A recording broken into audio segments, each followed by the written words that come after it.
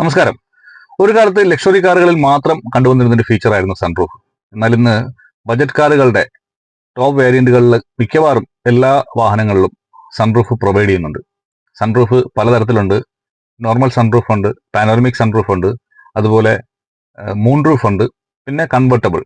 Moon roof എന്ന് പറഞ്ഞു കഴിഞ്ഞാൽ നമുക്ക് ഗ്ലാസ് ഓപ്പൺ ചെയ്യാൻ കഴിയില്ല, നെറ്റ് മാത്രമേ ഓപ്പൺ ചെയ്യാൻ കഴിയുള്ളൂ.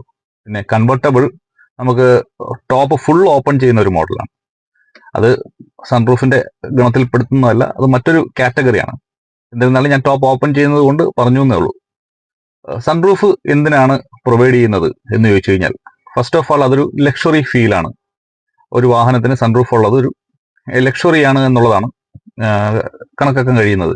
പിന്നെ അതുപോലെ നമുക്ക് സൺലൈറ്റ് ഡയറക്റ്റ് കിട്ടാൻ വേണ്ടിയിട്ടും നൈറ്റ് ഡ്രൈവ് ആസ്വദിക്കാനും അതുപോലെ തന്നെ റെയിനി ഡ്രൈവ് ആസ്വദിക്കാനും പിന്നെ വിൻഡി കണ്ടീഷൻസിൽ നമുക്ക് ഫ്രഷ് എയർ കിട്ടാൻ വേണ്ടിയിട്ടും ഒക്കെയാണ് സൺറൂഫ് യൂസ് ചെയ്യുന്നത്.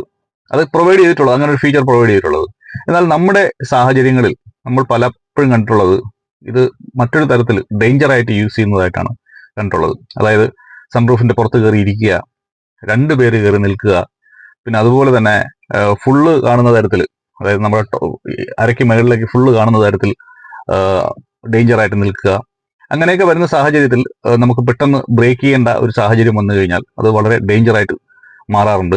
ഇഞ്ചുറിയൊക്കെ വരാനുള്ള സാധ്യത ഉണ്ട്. ഇപ്പോൾ ഈ അടുത്ത് ബാംഗ്ലൂർ ഇങ്ങനെ ഒരു ഇൻസിഡന്റ് ഉണ്ടായപ്പോൾ ഒരു കുഞ്ഞിന് സീരിയസ് ഇഞ്ചുറി ഉണ്ടായതായിട്ട് നമ്മളൊരു വാർത്തയിലൊക്കെ കണ്ടതാണ്.